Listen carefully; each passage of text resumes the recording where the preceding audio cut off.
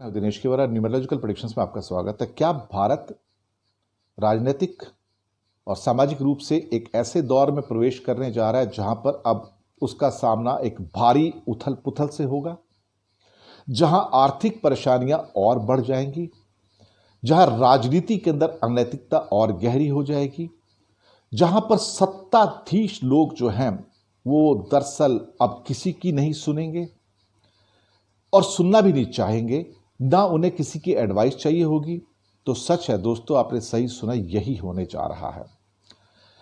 आप अगर देखेंगे तो अब एक ऐसा दौर आया जहां पे किसी को उठा के नेशनल सिक्योरिटी एक्ट और देशद्रोह का कानून लगाकर अंदर कर दिया जाएगा अगर आपने हिम्मत की किसी भी सरकार के खिलाफ, राज्य सरकार के खिलाफ बोलने की या बात करने की या लिखने की या रिपोर्ट करने की। आपके ऊपर नेशनल सिक्योरिटी एक्ट लगा दिया जाएगा, देशद्रोह का चार्ज लगा के अंदर कर दिया जाएगा, वहां पे आपकी जमानत भी नहीं होगी।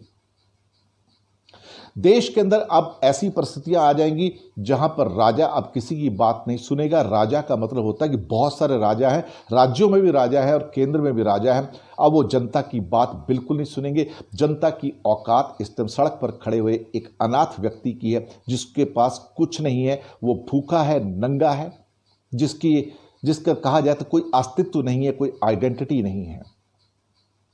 अब देश उस मुहाने पर पहुंच रहा है जिसे कहते हैं कि जहां पर लोगों को इस बात का एहसास दिलाया जा रहा है कि अगर आपको खाने को रोटी मिल रही है, इसे भगवान का आशीर्वाद समझिए और खुश रहिए, क्योंकि इससे ज़्यादा की उम्मीद मत कीजिए। इससे ज़्यादा सरकार आपको दे भी नहीं सकती। लेकिन हाँ, जो मिडिल क्लास है उससे कहा जा रहा है कि जो तुम्हारे पास है वो भी छीन लिया जाएगा, तुम्हारे पास कोई रास्ता नहीं है।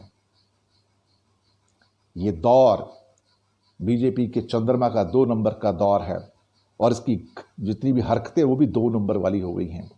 4 नंबर के काल में जो शासक हैं और निरंकुश हो चुके हैं, निरंकुश हो चुके हैं। और इस मामले में अब ये कहना कि जनता को कोई राहत मिल पाएगी राजनीतिक रूप से, सामाजिक रूप से, आर्थिक रूप से, एक मिथ्या बनकर रह जाएगा। ये निरंकुशता दिन प्रतिदिन बढ़ेगी अभी और शायद जनता को वही त्रास और त्रासदी झेलनी पड़ेगी। किसानों को, जवानों को, मिडिलमैन को, व्यापारियों को, आड़तियों को, मिडिल क्लास को, कामगार लोगों को, काम करने वाले मध्यम वर्ग के लोगों को अब कुछ मत मांगिएगा।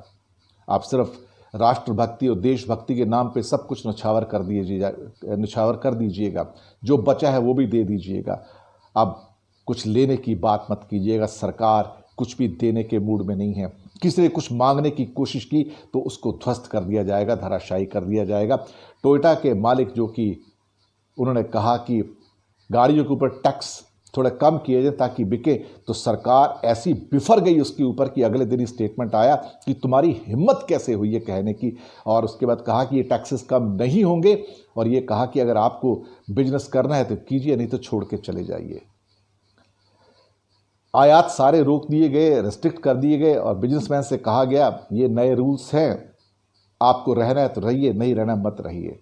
अब हम वास्तव में ही एक ऐसे दौर में आ गए हैं जहां पर कोई किसी की नहीं सुनेगा, जहां पे हम प्रगति के नाम पे शायद अब हम नीचे ही जाएंगे, क्योंकि ग्राफ अब ऊपर नहीं जाएगा। बुरे दिनों के लिए तैयार रहिए। 6 साल में अच्छे दिन तो आए नहीं, बुरे से बुरे दिन आए, अब और ज़्यादा बुरे दिन आएंगे। ध्यान रखिएगा, तैयार रहिएगा। हिस्ट्री में आपने ऐसे दौर हमेशा देखे हैं और ये अब भी हैं। ये सुनहरे जुमलों का दौर समाप्त हो चुका है। अब धरती पर कड़वी रियलिटी देखने का समय है। देखिएगा और अपनी जेब को संभाल कर रखिएगा। शायद उसमें से भी सरकार जो 2 पैसे बचे हैं वो भी निकाल के ना ले जाए। धन्यवाद। आपका फीडबैक दीजिएगा।